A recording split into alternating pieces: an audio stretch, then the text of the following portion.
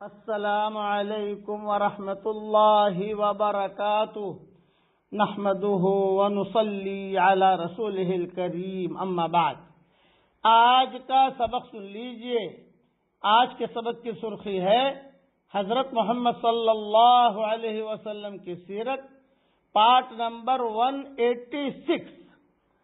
اب حضرت ابو ایوب انصاری رضی اللہ تعالیٰ عنہ کے مکان پر قیام ہوا۔ اس میں کئی قصے ہوئے حضرت ایوب انصاری کے مکان پر۔ میں صرف 2 قصے سنا دیتا ہوں۔ ایک مرتبہ ابو ایوب انصاری رضی اللہ اچھا یہ بات ذہن میں رکھیے کہ ابو ایوب انصاری کا مکان اوپر اور نیچے دونوں جگہ پر رہتے تھے۔ ابو ایوب انصاری، حضور صلی اللہ علیہ وسلم کا قیام نیچے طے ہوا۔ اوپر ابو ایوب انصاری نے اپنے بستر وغیرہ، اپنا سامان وغیرہ سارا سیٹ کر لیا، اور نیچے حضور صلی اللہ علیہ وسلم کا حضرت ابوبکر صدیق نے سیٹ کر لیا۔ حضرت علی کسی اور جگہ جا کر ٹھہر گئے۔ سردی کا زمانہ آیا، ستمبر کے زمانے میں تو داخل ہوئے تھے۔ اب اکتوبر، نومبر، دسمبر، جنوری، یہ مہینے حضور صلی اللہ علیہ وسلم گویا کہ وہیں قیام کر رہے ہیں اور مشورے ہو رہے ہیں کہ اب کیا کرنا ہے۔ چنانچہ مدینہ منورہ میں ٹھنڈی بہت ہوتی ہے، تو ایک مرتبہ ابو ایوب انصاری رضی اللہ تعالیٰ عنہ کے اوپر کے حصے میں، ان کا مکان کے پانی کا ٹھنڈے پانی کا گھڑا جو ہے وہ پھٹ گیا اور ٹوٹ گیا۔ اب بہت گھبرائے، ام ایوب بھی گھبرائیں اور ابو ایوب بھی گھبرائے کہ نیچے حضور صلی اللہ علیہ وسلم ہے اور فرش جو ہے وہ کچا ہے، پانی ٹپکے گا۔ چنانچہ ان کے پاس صرف ایک لحاف تھا اور کچھ کپڑے تھے ابو ایوب انصاری کے پاس۔ تو چنانچہ ہم نے گھبرا کر اس کے جذب کرنے کے لیے اپنا لحاف ڈال دیا کہ نیچے کے مکان میں پانی نہ پہنچے، اور ام ایوب اور ابو ایوب دونوں جلد اس پانی کو لحاف سے جذب کرتے جاتے تھے، اور ہمارے پاس اس کے سوا اور کوئی کپڑا نہ تھا۔ اس لیے ہمیں یہ بھی فکر تھا، 2 فکریں تھی۔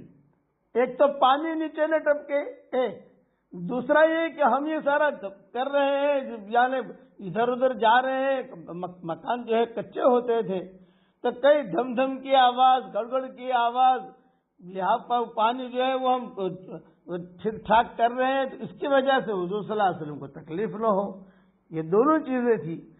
تو ہم نے پانی تو جذب کر لیا، لیکن پوری رات ہم ٹھنڈی میں دونوں میاں بیوی اور ہمارے بچے جو تھے وہ ہم ٹھنڈی کے اندر بیٹھے رہے۔ حضور صلی اللہ علیہ وسلم کو اس کی اطلاع ہم نے نہیں کی، لیکن بعد میں ابو ایوب انصاری نے قصے سنائے۔ صبح ہوئی تو حضور صلی اللہ علیہ وسلم نے کوئی تذکرہ تو کیا نہیں، لیکن جب مکان میں اوپر نیچے کوئی بات ہوتی ہے، کئی لوگ کہتے ہیں کہ مولوی صاحب ہمارے اوپر کے مکان سے بہت آواز آتی ہے، ہمارے اوپر کے مکان سے بہت آواز آتی ہے۔ آپ لوگوں نے بھی دیکھا ہوگا کہ اپنے مکان ہے، اس کے اوپر کوئی دھم کی آواز، کوئی دوڑ رہا ہے، کوئی جو ہے اپنا کام کر رہا ہے تو نیچے آواز آتی ہے۔ وہ تو جو کچے مکانات تھے۔ یہ کبھی کبھار حضور صلی اللہ علیہ وسلم پوچھتے کہ بھی اوپر کوئی چیز ہو رہی تھی، لیکن ہم نے کسی قسم کا تذکرہ نہیں کیا، اسے چھپائے رکھا، اور وہ پانی نیچے نہ گرے اس کی ہم نے کوشش کی، اور اس میں ہم کامیاب رہے۔ ایک مرتبہ ایک قصہ اور بھی ہوا، وہ یہ کہ روزانہ ہم آپ صلی اللہ علیہ وسلم کے لیے کھانا تیار کر کے بھیجا کرتے تھے۔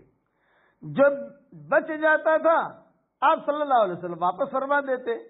جہاں حضور صلی اللہ علیہ وسلم کی انگلیوں کے نشان دیکھتے، وہیں سے میں اور ام ایوب تبرکن انگلیاں ڈال کر کھانا کھاتے کہ چلو حضور صلی اللہ علیہ وسلم نے برتن سے کھانا کھایا ہے تو ہم بھی دیکھتے کہ حضور نے کہاں انگلیاں ڈالی ہے، کہاں کھایا ہے، وہیں سے ہم اپنا کھانا شروع کرتے۔ ایک دن ایسا قصہ ہوا کہ ہم نے کھانے میں لہسن اور پیاز شامل کر دیا۔ آپ نے کھانا واپس فرما دیا. دیکھا تو اس میں انگلی مبارک کے کوئی نشانات نہ تھے.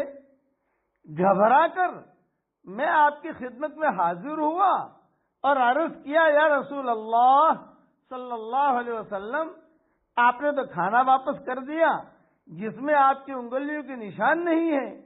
میں اور ام ایوب تو برکت حاصل کرنے کے لیے قصدن اس جگہ سے کھانا کھایا کرتے تھے جہاں آپ کی انگلیاں مبارک کا نشان ہوتا تھا.